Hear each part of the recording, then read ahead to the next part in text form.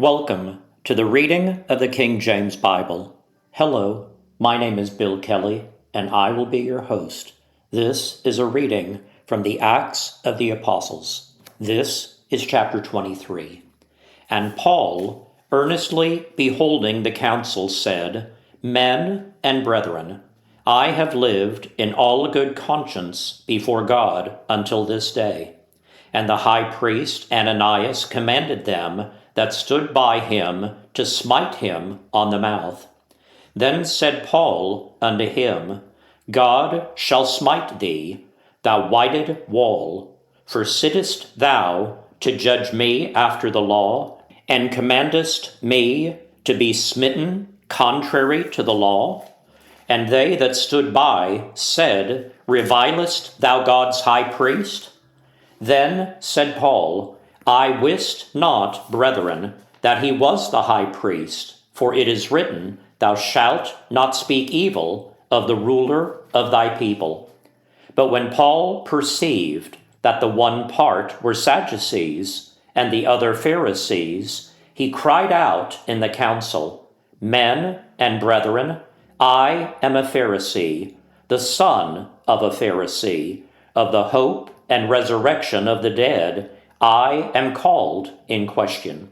And when he had so said, there arose a dissension between the Pharisees and the Sadducees, and the multitude was divided. For the Sadducees say that there is no resurrection, neither angel nor spirit, but the Pharisees confess both.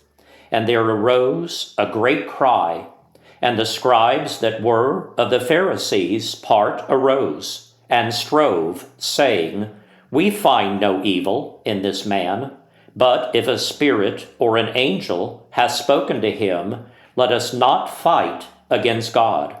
And when there arose a great dissension, the chief captain, fearing lest Paul should have been pulled in pieces of them, commanded the soldiers to go down, and to take him by force from among them, and to bring him into the castle. And the night following, the Lord stood by him, and said, Be of good cheer, Paul, for as thou hast testified of me in Jerusalem, so must thou bear witness also at Rome.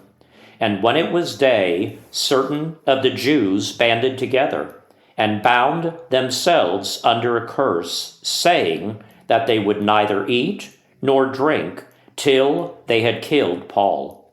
And there were more than 40 which had made this conspiracy. And they came to the chief priests and elders, and said, We have bound ourselves under a great curse, that we will eat nothing until we have slain Paul. Now therefore, ye with the council signify to the chief captain that he bring him down unto you tomorrow, as though ye would inquire something more perfectly concerning him, and we, or ever he come near, are ready to kill him. And when Paul's sister's son heard of their lying in wait, he went and entered into the castle, and told Paul. Then Paul called one of the centurions unto him, and said, Bring this young man unto the chief captain, for he hath a certain thing to tell him. So he took him, and brought him to the chief captain, and said, Paul the prisoner called me unto him, and prayed me to bring this young man unto thee, who hath something to say unto thee. Then the chief captain took him by the hand, and went with him aside privately, and asked him, What is that thou hast to tell me? And he said, The Jews have agreed to desire thee, that thou wouldest bring down Paul tomorrow into the council, as though they would inquire somewhat of him more perfectly. But do not thou yield unto them, for there lie in wait for him of them more than 40 men, which have bound themselves with an oath, that they will neither eat nor drink till they have killed him. And now are they ready, looking for a promise from thee. So the chief captain then let the young man depart, and charged him, See, thou tell no man that thou hast shown these things to me. And he called unto him 2 centurions, saying, Make ready 200 soldiers to go to Caesarea, and horsemen 70, and spearmen 200 at the 3rd hour of the night, and provide them beasts, that they may set Paul on, and bring him safe unto Felix the governor. And he wrote a letter after this manner: Claudius Lysias unto the most excellent governor Felix sendeth greeting. This man was taken of the Jews, and should have been killed of them.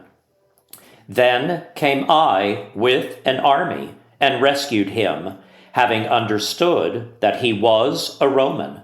And when I would have known the cause wherefore they accursed him, I brought him forth into their council, whom I perceived to be accused of questions of their law, but to have nothing laid to his charge worthy of death or of bonds.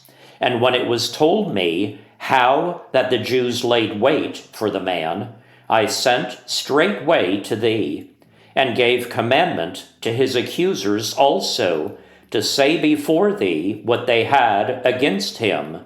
Farewell. Then the soldiers, as it was commanded them, took Paul, and brought him by night to Antipatris. On the morrow they left the horsemen to go with him, and returned to the castle, who, when they came to Caesarea and delivered the epistle to the governor, presented Paul also before him. And when the governor had read the letter, he asked of what province he was. And when he understood that he was of Cilicia, I will hear thee, said he, when thine accusers are also come.